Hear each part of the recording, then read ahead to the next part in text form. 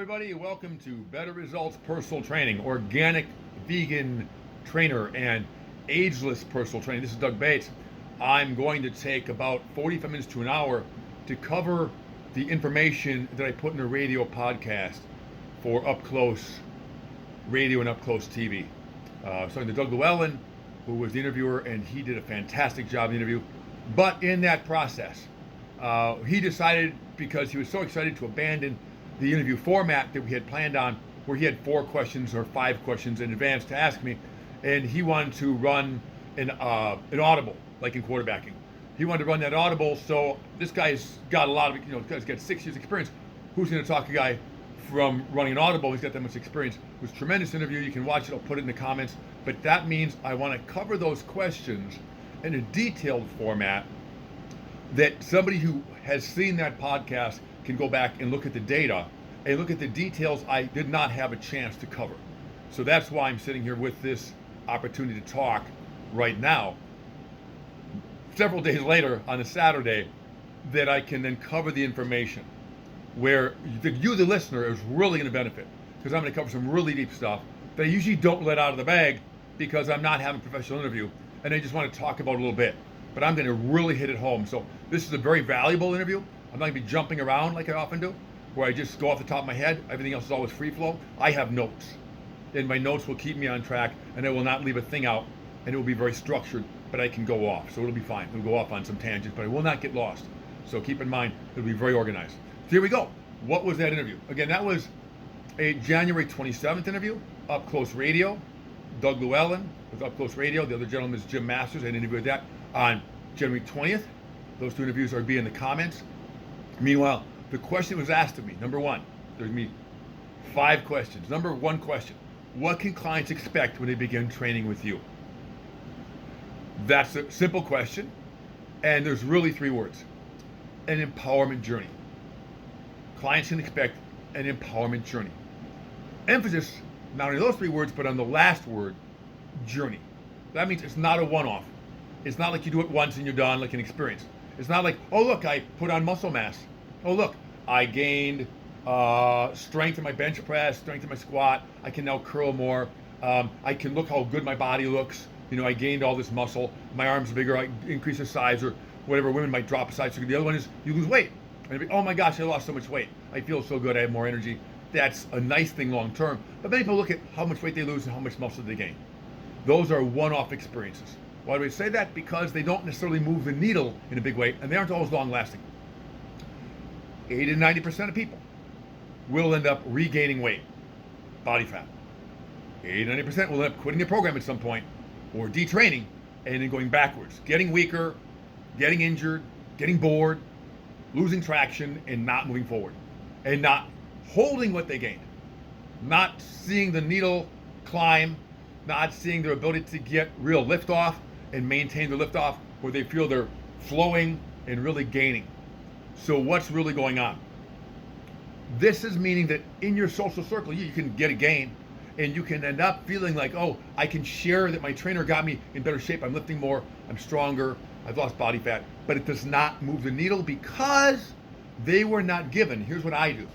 They were not given, and I'm gonna look at the words, the cognitive and mental skills and brain health framework that's needed to control much of their future destiny. It's not going to be part of the program.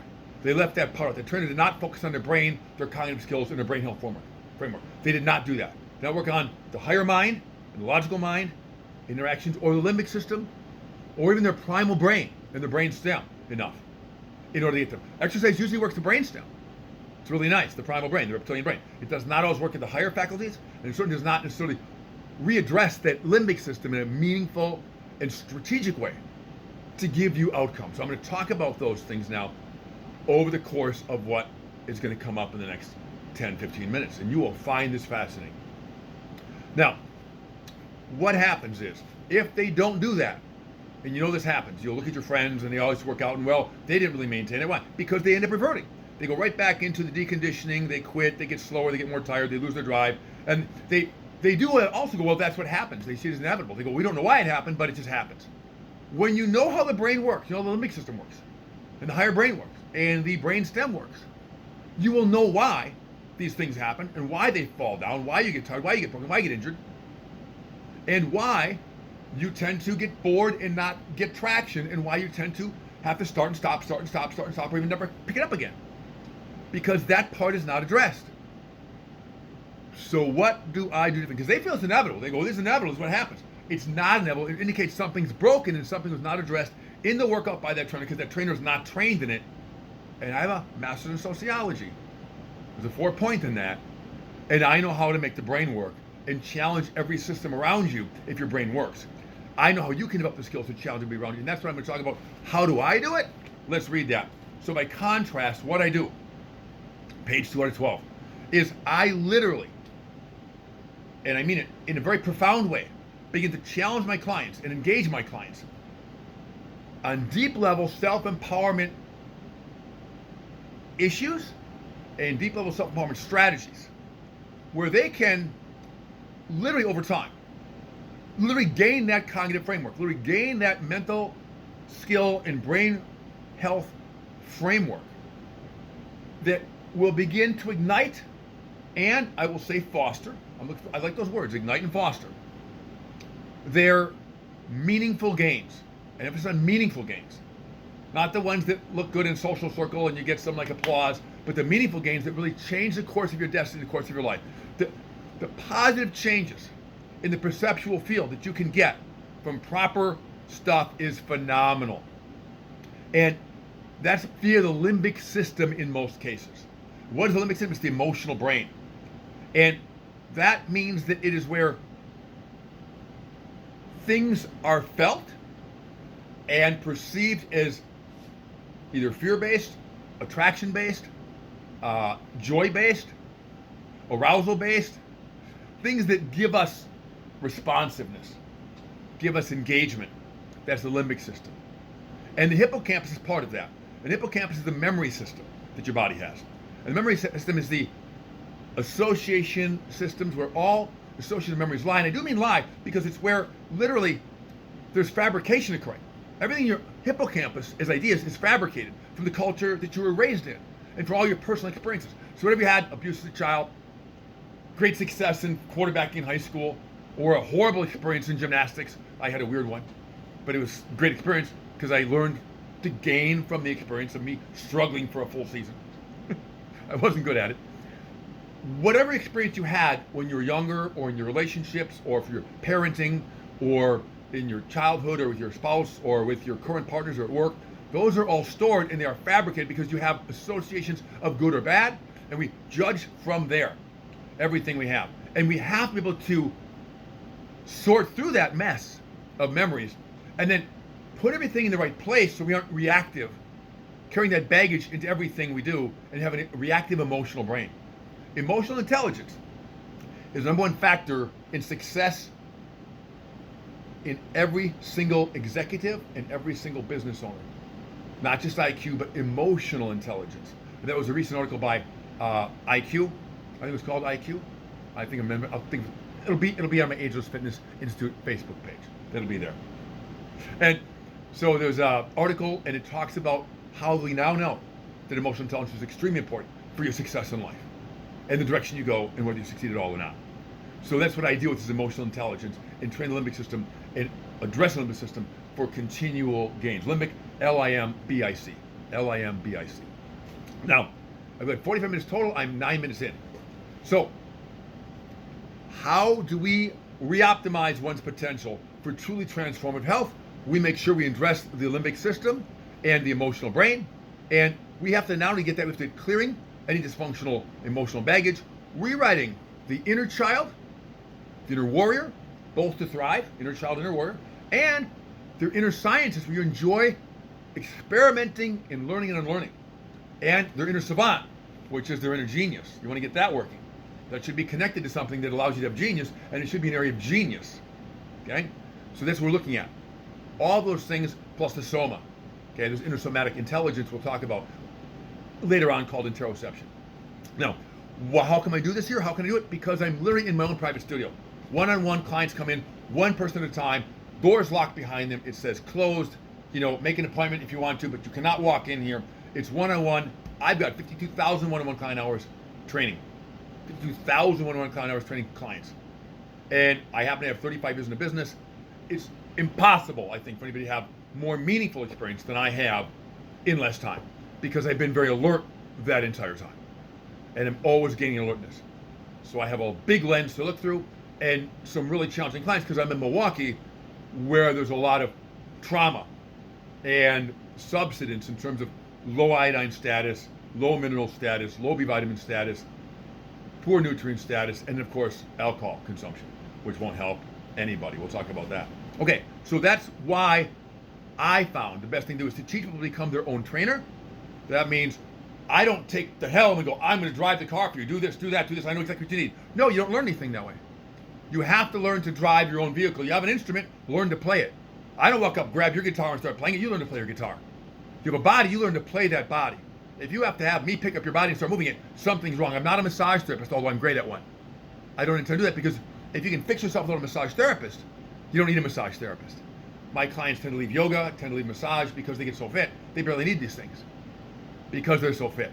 They can address everything. Without a chiropractor, I've trained a lot of them. You go, how'd you fix it? I go, I fixed the client. The client fixed themselves. No, they don't need your help. They're mad at me because I fixed the client enough to fix themselves. I didn't fix the client. They fixed themselves. Now they're free of needing a chiropractor or a massage therapist or a yoga class, because they can make it up on their own. They don't need me as a trainer. But they come here because the gym is a great gym with 0.003 micron air cleaners, best air quality around in Milwaukee, I guarantee you. 6 air cleaners, 0.003 microns on a 1,000 square feet. 6 air cleaners, 1,000 square feet, 0.003 microns. It's 100 times smaller, basically, than a HEPA filter. That means everything gets cleared out. COVID molecules are 10 times larger than that. Air from PFUs, off-gassing formaldehyde, there's no rubber floor in here. Things are not toxic in this gym. So things look really, really good for people's opportunities to grow and get fit and not poison themselves. They come to the gym because it's a great gym. Nobody's going to get in the way of their equipment, and they make up their routine, and they can go from thing to thing to thing, and nobody gets in their way, and there's no pin to wait for, to what happened to the pin. Nobody's got the wrong, it's okay. I mean, you go to a regular gym, it's great. But if you have your own functional gym, like your own garage gym, access to, with 1,000 square feet and great air quality and all the selectorized equipment, why would you ever go anywhere else? It's perfect. So my clients love it. Okay, so that's what I have. Now, a lot of trainers would panic. They go, if I do that, my clients, I couldn't give them how to train themselves. They leave me, of course. They're in the gym. So if you're a trainer without having your own gym, you might lose your client.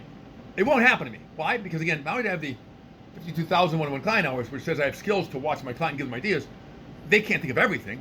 If I'm Prince and I can play every instrument I have in my ensemble, and somebody walks on stage and play the guitar, I also know how to play that better. I know how to play drums better. I know how to play the keyboards better. I know how to play the saxophone better. I know every exercise. I know how to play it better than they do. I'm a 6-time state bodybuilding champion, drug-free. Again, 6-time state bodybuilding champion, drug-free, and heavyweight in overall. 5 overall titles in that 10-year period. And that's when I was a vegetarian. I'm a vegan now, 8 years.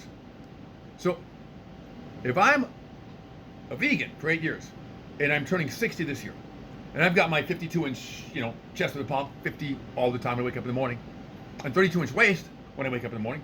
That's a hugely healthy body for someone approaching 60 who's lifetime drug-free. No creams, no patches for testosterone, no testosterone replacement therapy. My testosterone is naturally high. I know how to build these things and maintain these things, and I teach others to do that. So you're not going to find a better trainer. Now, we're 15 minutes in, almost, and we got half an hour to go. So we want to cover that. My background will stand out. Therefore, I don't worry about losing a client. My clients stay with me sometimes, over 2 decades so far, and they come back 2 decades later and go, can I get in again? Yeah, sure, because they had to take a break for a while. That happens. Other clients stay with me 15 years straight, et cetera, et cetera. And there's a lot of things going on that really, really work. But what sets it up is I handpick my clients. You don't just call me and say, I'm training now. No, you get handpicked, you get interviewed, and you're fortunate when you get handpicked, because I'll be able to invest in you. You don't get handpicked, there's a reason. I tell you what to work on. You might come back and reapply later. So I don't throw you out, baby with the bathwater. I'm like, here, baby, go work on this. Here's your skills to work on. You can always reapply later and see if I have an opening and see if you get better at the skill set that you interview better, and you can come back then. So I'm not throwing people out the door. All right. So keep in mind, their job is to be in the better environment, and literally they can then make their future for themselves and in the gym and beyond with their own workouts. Now, what does this look like? We got to move pretty good into the next subject matter, which is how do we teach their clients to become their own trainers? That's really, really, really tricky stuff for the average trainer, because they'll think I need to teach them exercise in sets and that kind of stuff. That's not how we do it. I teach something called interoception, so I'm going to cover that in a moment. But I work with clients on building skills, developing strategies to give them opportunities for, here's the key, experimentation in a private gym where no one's in their way. That means they get to practice on developing their strategies in their mind, in the act and imagination both. I don't say, here's my plan for you. I say, what do you want to start? What do you want to work on? What's that based on? That's a good strategy? And if it's terrible, I'll tell them. If it's not a good strategy, go for it. And if they score B and up or C and up on their idea, I'll let them experiment. If they have a D, I'm like, yay, don't do that. You know, A, B, C, D, E, F, right? So if they have a good A, go for it. Great idea, great strategy. Go for that. And they'll always get authenticity from me. That's important. The authenticity is ready to handle, because I won't dump something in the lap that they're not ready to handle, because that takes emotional intelligence and gut health on my part. Go, if they're not ready to handle that, I won't dump that in their lap. But they're developing their own experimentations with their coach, trainee experiment, where they're the coach and the trainee both. That's really important. The master and the student both. Their coach, trainee both. And they have to make choices that foster their growth, their confidence, their self-discovery, and their meaningful, lasting results. And I get to watch that process. If they're not doing that, something's going wrong, and I will intervene to keep them safe and moving forward. That means I interview at the right point, or intervene at the right point, I should say, that I don't get in their way of their own experimentation and their own, whipping the ball once in a while. When they swing, like, swing and a miss, it's okay. Swing and a miss, it's okay. That's normal. It's normal. That part of the experience is how you somatically handle with striking out on your own routine. Like, well, how come this didn't work? I don't know what happened. What do you think? And I already know what's happening. So typically I let them have that experience, because it's so important, because they come against their own self somatically. That means in terms of their bodily feelings, and their limbic system gets triggered, and they go, I'm mad, I'm not getting results. Good, that anger is what's signing for, or they feel insightful. I'm not getting results, I bet you this. Both of those answers tell me different things about that client and what they need in their limbic system, and where in their body we can go for an answer. They have to have that experience of starting a process and failing at it, succeeding at it, both, for me to see how good they are. If Nikola Jokic in tennis is acing everybody and he can barely roll the ball in that, he's not going to move his game forward. If somebody's hitting the ball back really well and he gets aced a couple times and he's down a few sets, his game has to get better without him triggering a panic response, an anger response. That won't help him. He has to find an ingenious response of a strategy or something else, or more energy somehow, to meet that challenge, to move his feet to get to the serve or to get to the volley, or to strategize enough to get an outcome. So the same thing here with the workouts. It's really, really ingeniously built. Okay, so that means that people have to enjoy learning and unlearning, and that's one of the things I emphasize here. It's an N-of-1 approach. N-of-1 meaning number of one. There's only one person here at that gym that they're concerned with, is themselves. They're not really concerned with me. They're concerned with themselves. And I see them, and they should see themselves, as always continually full unique, always dynamic individuals, never stuck. If they feel stuck, it's a feeling. It's not a reality. Okay? It's a feeling. They can nap and wake up and be different. So each workout is going to be seen as not a prescriptive thing for the client to follow, but as an active and ongoing participation experiment in self-awareness and physical and emotional readiness. See that? It's an experiment in those things. In active, and I'm going to repeat it because I think it's worthwhile, an ongoing participation in self-assessment and physical and emotional readiness. It generates and helps generate a unique workout every single time they come to the gym and beyond. And that's what's going on. So that takes us into the next thing. Of the question to ask was, what is learning and unlearning, and how do they relate to neurotransmitter, nutrition, and exercise? How do they relate to neurotransmitters, nutrition, and exercise? First of all, neurotransmitters are mood chemicals. Neurotransmitters are mood chemicals. And they run our moods. The neurotransmitters run our moods and our drive and our energy rate, the rate of energy we have, our learning, our wellness, and our ability to not only learn, but also enjoy learning, and even enjoy unlearning, which is really tricky. In other words, I was wrong. How successful this is going to be now, because I learned I was wrong. Now I can get better. That takes an incredible amount of intelligence to get better after you failed and say, oh, that error I made is going to be really helpful to me. So that's true, though. So we have to look at these mood chemicals as so essential in involving not just our feelings to anything, but our desire to do anything. That's an amazingly deep level they play. They literally are activity modulators. Some neurotransmitters are so important, they keep you breathing, like acetylcholine. No acetylcholine, you're not breathing. That'll happen, you will drop dead. That means when I talk about diet, you'll hear me talk about choline. And what you need for choline to make sure your acetylcholine levels don't drop off the table and you have trouble. Choline is really important for mood and energy and intelligence. And you keep choline in your brain. Also another neurotransmitter called glutamate. Okay, so we'll talk about that in a second. But let's go into neurotransmitters. First of all, we have some neurotransmitters that make us feel like we enjoy satisfied. We enjoy tasking, like dopamine. Dopamine helps you do tasking. Dopamine is so powerful, it can make you get addicted because you enjoy tasking so much you can't put it down, like social media. You can't stop doing something that feels like I get aroused every time I do this. I just feel compelled. That's usually dopamine. Very important to know that dopamine can be imbalanced if it doesn't have enough GABA to calm you down, or other neurotransmitters that make you feel blissed, like oxytocin or like serotonin. So another neurotransmitter you see me use a lot, and I'm filled with anytime I want, I can just feed it, is epinephrine, norepinephrine. Epinephrine and norepinephrine, also known as adrenaline, noradrenaline. That means I have lots of energy. Tremendous, almost so much that I talk over myself in some of my words. I like that level of intensity. So I want to play tennis. So I want to play volleyball. Like, I can't wait for the ball to be served because I'm jumping at it. That's the best level. It feels tremendous to me. I like to feed that. When I'm with clients, I, of course, calm that down. I definitely do not approach clients with this much energy unless there's an interview purpose for it. Typically, it's very different. Now, other neurotransmitters. Serotonin is involved in feeling happy.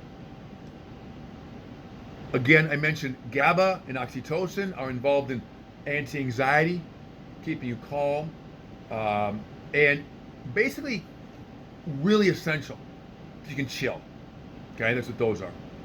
And another one is vasopressin, so you can feel very bonded. That's like, you're connected to your dog, your cat, your loved one.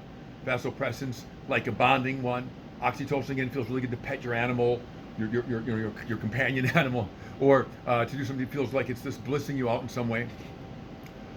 And it's important to know now, not only what the neurotransmitters are, but important to know how to influence them. Because you have to know where they came from, how they're built, how they're replenished, and even stored. And you have to know, for instance, the most abundant neurotransmitter is glutamate. I just mentioned that above. And that neurotransmitter is the basis for building both norepinephrine, again, epinephrine, norepinephrine, adrenaline, noradrenaline, and they're all the same kind of category, all four of those, and GABA.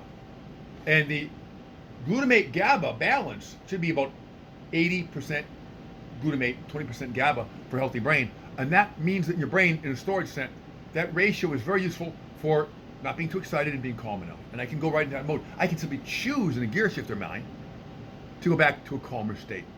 And right now we're about halfway through our 45-minute talk. And so I can slow down if I want. But I may have to speed up.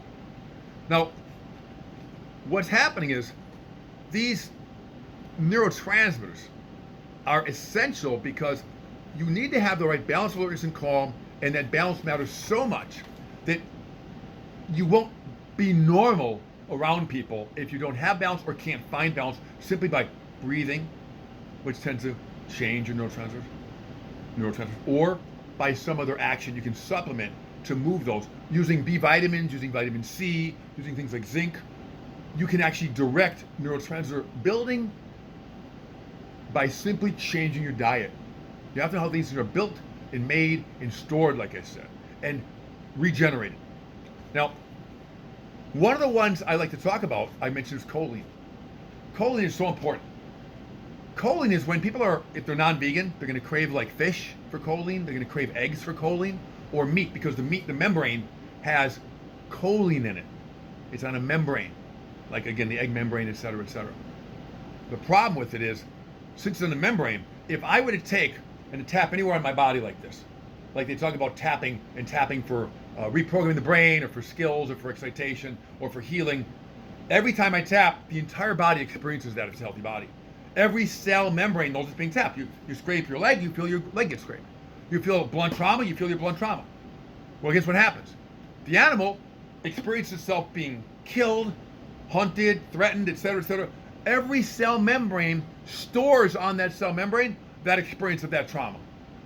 It's stored on the membrane. And it is literally locked into the membrane as an excitation. It means it's an adrenaline locked mindset that the animal got slaughtered, and it does not cook out with water. It does not go away.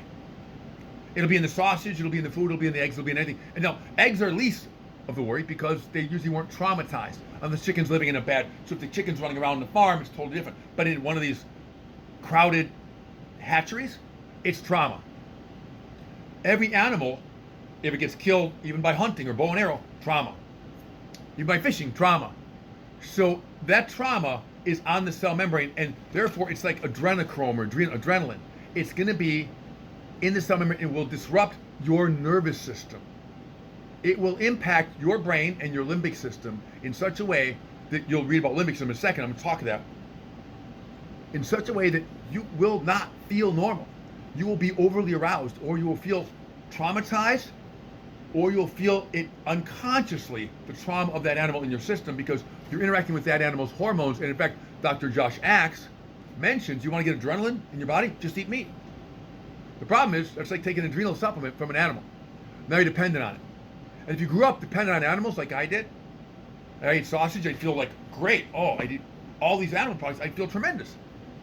But that damages the liver and the kidneys and the adrenals over time, and weakens the pelvic floor, because you're getting stuff shortchanged. You're getting stuff shorthand. Like if I take a bunch of creams and testosterone, I don't gotta make it.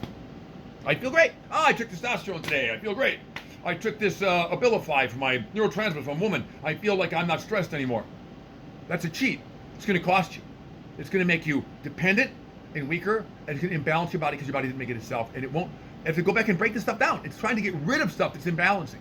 You must find a way to do it healthy. So the plant-based diet is key, and vegan-based diet is best. And of course, organic vegan, healthy vegan, pesticide-free is the answer.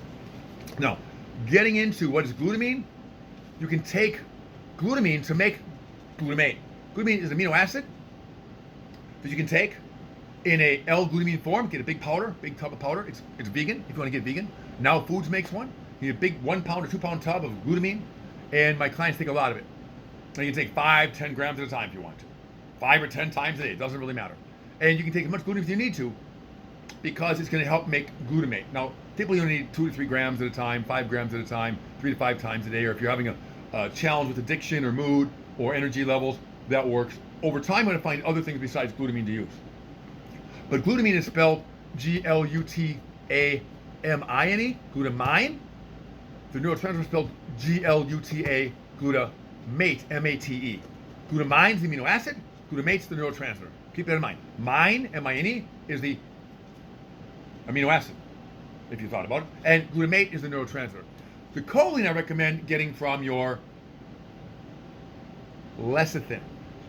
GMO, non-GMO, I should say, non-GMO, non-genetically modified lecithin.